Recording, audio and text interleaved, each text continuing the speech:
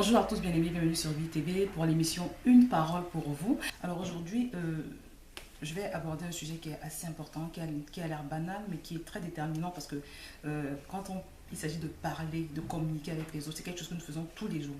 Et toi, comme moi d'ailleurs, on a au moins une fois dans notre vie été confrontés à une situation où, à cause de ce qu'on a dit, on s'est retrouvé dans des ennuis. Donc aujourd'hui, je voudrais aborder le sujet en profondeur en illustrant avec des versets bibliques les raisons pour lesquelles nous devons faire attention à ce que nous disons et à comment nous le disons. Le partage d'aujourd'hui s'intitule « Ne te confie pas trop ». Alors avant toute chose, bien aimé, on va commencer par lire deux versets dans la parole. Sachez-le, mes frères bien-aimés, ainsi que tout homme soit prompt à écouter, long à parler, long à se mettre en colère. Proverbe 10-19 nous dit également que celui qui parle beaucoup ne manque pas de péché, mais celui qui retient ses lèvres est un homme prudent. Donc bien aimé, aujourd'hui, on va parler de la communication, si vous voulez.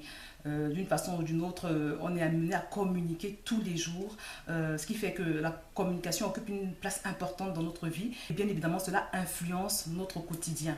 Mais avant toute chose, qu'est-ce que j'entends par trop parler ? Bien, mais trop parler, c'est aller au-delà du message qu'on a envie de communiquer. Vous savez que quand on parle de communication, tu es le destinataire du message et il y a également un destinataire. Et souvent, entre ce que tu veux dire et ce que l'autre perçoit, il y a tout un monde. Ce qui rend la communication parfois délicate, voire dangereuse. Et on va voir dans les minutes qui suivent que le fait de trop parler peut être dangereux au point de te faire perdre la vie. Donc on va commencer par lire un verset. Matthieu chapitre 5 au verset 37, on peut voir Jésus nous dire la chose suivante. Que votre parole soit oui, oui, non, non. Ce qu'on y ajoute vient du malin. Je vais relire ce verset qui est très important. Que votre parole soit oui, oui, non, non. Ce qu'on y ajoute vient du malin. Matthieu chapitre 5, verset 37. Qu'est-ce que Jésus essaye de nous dire ici? C'est simplement que quand tu as une chose à dire, quand tu as une parole à donner, donne la parole que tu as donnée, n'ajoute rien. Parce qu'en général, ce que tu vas y ajouter va être manipulé par l'adversaire contre toi. N'oublions pas que la parole de Dieu nous dit que Satan rôde. Alors en général, on parle pour trois raisons. On se retrouve à parler aux gens pour trois raisons. Parfois, on veut se confier. Parfois, tu trouves que ce que tu traverses est assez lourd, difficile à porter pour toi tout seul. Et donc, du coup, tu veux partager. Deuxième raison qui nous pousse parfois aussi à parler beaucoup, c'est quand on veut se justifier. Tu as dit une chose et tu as l'impression que les personnes en face de toi ne te croient pas. Alors, tu cherches absolument à te justifier. Mais laisse-moi te dire que si tu es un enfant de Dieu, tu n'as pas plus besoin de te justifier que ça. Parce que Dieu te justifie déjà. Rassure-toi simplement d'être juste aux yeux de Dieu. Parce que c'est lui qui dirige ta vie en fait. Donc tu n'as pas à trop craindre au point de te croire obligé de te confier, de t'ouvrir à l'excès aux gens. Bon, l'une des situations délicates également où on communique, souvent c'est ces situations où on cherche à améliorer une personne. On fait une remarque à une personne pour lui indiquer qu'elle aurait pu mieux faire ce qu'elle a fait. Et là, ça devient dangereux quand tu ne connais pas la personne. Et c'est pour ça que j'en profite pour rapidement le dire. Il faut éviter de faire des remarques aux gens qu'on ne connaît pas, surtout quand il s'agit de remarques délicates. Parce que tu ne sais pas comment la personne va le recevoir. Également, si dans la rue, tu te retrouves attaqué par un inconnu ou bien quelqu'un qui te provoque dans un bus, dans un métro, idéalement, ne réponds pas. Parce que tu ne sais pas ce qui se passe dans la tête de la personne. Tu ne sais pas ce qu'elle a. Nous vivons dans une société, nous vivons dans un monde où malheureusement il y a beaucoup de gens qui souffrent de troubles de la perception, beaucoup de gens qui souffrent de psychose, beaucoup de gens qui souffrent de paranoïa. Donc quand tu ne connais pas la personne que tu as en face de toi, idéalement ne réagis pas à des provocations. De toutes les façons, tu ne la reverras plus jamais, donc ce n'est pas la peine de répondre. Parce que là aussi, ça peut parfois mal se terminer. Tu peux avoir affaire à un fou. Donc, quand tu ne sais pas, le but de ce que je suis en train de dire, c'est que comme tu ne maîtrises pas forcément la personne avec qui tu communiques, ou bien la personne à qui tu veux faire la remarque, il vaut mieux ne rien dire. Ou alors, si vraiment tu tiens à parler, il faut que ce que tu dises soit inspiré par le Saint-Esprit. Et que ce soit vraiment court, que ce soit bref. Que ce soit vraiment juste ce que tu as à dire. Parce que malheureusement, la parole le dit, Satan rôde. Et ne te laisse pas piéger par lui, parce que des fois, il peut infiltrer le cœur d'une personne, d'un inconnu, pour te tendre un piège. Et puis, tu vas voir une personne réagir de façon vraiment inappropriée, de façon illogique. sois sensible au Saint-Esprit, ne réagis pas. Tu peux communiquer sur ton Facebook, tu peux communiquer par une vidéo comme je le fais, tu peux communiquer par tout autre moyen. Donc, bien aimé, la principale raison pour laquelle tu dois éviter de parler trop, c'est que quand tu le fais, 9 fois sur 10, Satan utilise ce que tu dis contre toi. C'est-à-dire, il va déformer ta parole, ton message, ton intention dans la pensée de celui qui va recevoir ton message. Parce que comme je l'ai dit, il y a beaucoup de gens qui souffrent de troubles de la perception, il y a beaucoup de gens qui souffrent de psychose, il y a beaucoup de gens qui ne sont pas équilibrés. Et du coup, souvent malheureusement, il y a un immense décalage entre ce que tu as voulu dire et ce que ton interlocuteur comprend. Et c'est pour ça que Jésus nous dit que quand on parle, il faut qu'on soit bref, qu'on aille droit au but, qu'on se contente de transmettre l'essentiel du message, parce que ce qu'on y ajoute vient du malin. Satan va t'inspirer de manière à ce que tu ailles au-delà de ce que tu avais l'intention de dire, simplement parce qu'il veut manipuler cet ajout, cette parole, ce plus. Je me souviens que quand j'étais étudiante, j'ai fait un cours de sociologie de la communication où mon prof nous avait expliqué qu'il y a des gens qui ont un trouble tellement élevé de la perception que quand tu leur dis bonjour, ils comprennent imbécile. Tu lui as dit bonjour, mais lui, il a compris imbécile. Parce qu'il est sur la défensive, à cause d'une raison ou d'une autre, de son passé, je ne sais pas. Mais il comprend imbécile. C'était une sorte d'illustration pour nous faire comprendre que justement, il y a parfois un gros décalage entre ce qu'on veut dire et la perception que la personne en face de nous a en fonction de ce qu'elle a, de ce qui se passe dans sa tête. Donc, bien aimé, fais particulièrement attention dans les cas où tu ne connais pas du tout ou dans les cas où tu ne connais pas bien ton interlocuteur ou tes interlocuteurs. Dans ces cas-là, tiens-toi à l'essentiel, contente-toi de transmettre le message que tu veux transmettre.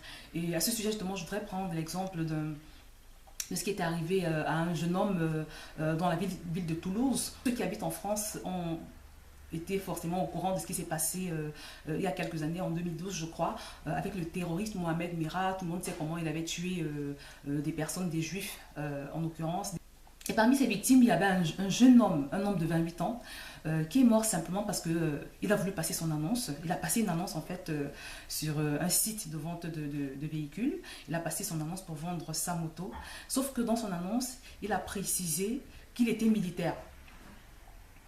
Et c'est la petite précision qui l'a tué. Parce que malheureusement, l'annonce est tombée sous les yeux d'un terroriste pour qui être musulman et être dans le gouvernement en France était quelque chose qui méritait la mort. Donc c'est comme ça que ce jeune homme a perdu la vie à cause d'une précision qu'il a faite sur une annonce. Et quand ça s'est passé, le Seigneur m'avait parlé. Parce que parfois le Seigneur me parle à travers les faits, les informations, les choses qui se passent. Il m'a dit, tu vois, s'il s'était contenté de passer son annonce, de donner les caractéristiques de la moto, simplement, il serait encore en vie. Mais à cause de ce petit ajout qu'il a fait, je suis militaire, il a perdu la vie. Parce que simplement l'annonce est tombée sous les yeux de quelqu'un de pas très équilibré. Voilà donc, bien aimé, un exemple de ce qui peut parfois arriver quand on va au-delà de l'essentiel, de ce qu'on devrait dire. Quand tu postes un message sur Facebook, quand tu partages des choses privées, et que tu ne sais pas, tu ne connais pas forcément les personnes qui vont recevoir ce message privé, fais attention, mon bien-aimé. Sache que c'est quelque part dangereux. Sache que ça peut te nuire quelque part. Sache que l'adversaire peut l'utiliser contre toi. Que ce soit sur Facebook ou ailleurs, avec les personnes que tu communiques, fais particulièrement attention quand tu ne connais pas vraiment les personnes avec qui tu communiques. Mais quelqu'un va me demander, que faut-il donc faire pour pouvoir devenir discret? Que faut-il faire pour pouvoir être quelqu'un qui parle toujours à point nommé? Bien aimé, je dirais tout simplement qu'il faut prendre la décision de devenir discret. Ça commence par une décision. Il faut que le fait de t'en tenir à l'essentiel de ce que tu veux dire devienne une habitude. Il faut que ça devienne un style de vie. Il faut que tu cultives la discrétion. Que désormais, à chaque fois que tu as un message à passer, que tu te contentes de passer ton message sans rien y ajouter comme Jésus nous le recommande. Deuxièmement, il faut être connecté, il faut être sensible au Saint-Esprit. On en revient encore à l'importance d'être conduit par le Saint-Esprit. Tu vas te rendre compte, bien aimé, que dans toutes les étapes de ta vie, à tout moment, dans toutes les circonstances, tu as besoin du Saint-Esprit. Donc, être sensible. toujours prier, toujours dire au Seigneur, est-ce qu'il faut que je le dise, qu'est-ce qu'il faut que je dise, toujours remettre tes communications entre les mains du Saint-Esprit, supplier ce Saint-Esprit de te mettre un filtre, le filtre qu'il faut devant ta bouche pour que tu saches quoi dire, pour que tu saches quelles sont les paroles justement que tu ne dois pas dire, que tu ne dois pas sortir. Parce que simplement elles peuvent être préjudiciables. On va prendre l'habitude de parler en étant inspiré par le Saint-Esprit. Donc voilà, bien aimé, pour cette petite exhortation d'aujourd'hui. Je prie vraiment que le Seigneur t'aide et qu'il m'aide également à être bref et objectif dans tout ce que nous pouvons avoir à dire, à limiter nos paroles à ce qui est nécessaire, parce que c'est très important. Et on va finir sur ce verset justement. Qu'il ne sorte de votre bouche aucune parole mauvaise, mais s'il y a lieu, quelques bonnes paroles qui servent à l'édification et communiquent une grâce à ceux qui l'entendent. C'est vrai que le sujet est très vaste et on pourrait également aborder l'aspect de ce qu'on dit quand on parle, parce que la parole de Dieu nous dit également que la vie et la mort sont au pouvoir de la langue. Il y a des paroles même que tu ne dois pas prononcer, parce qu'elles peuvent également te nuire. Il y a une façon de communiquer avec les autres qui glorifie Dieu. Et c'est ce que ce passage nous dit justement, que tout ce que nous disons doit pouvoir édifier les personnes à qui nous parlons, sinon ce n'est pas la peine de le dire. Donc bien aimé, tu l'as compris, fais très attention, sois prudent, mesure tes paroles, n'oublie pas que le diable rôde et qu'il guette une occasion favorable pour t'attaquer. Ne permets pas aux paroles de ta bouche de te condamner, de te mettre dans les ennuis. Et souviens-toi surtout de cet exemple qu'on a cité, de ce jeune homme de 28 ans qui a perdu la vie simplement parce qu'il a donné une information de trop dans son annonce de vente de son véhicule. Donc bien aimé, laissons-nous conduire par le Saint-Esprit une fois de plus. Je vais m'arrêter là aujourd'hui. Je te dis à très bientôt sur VTV.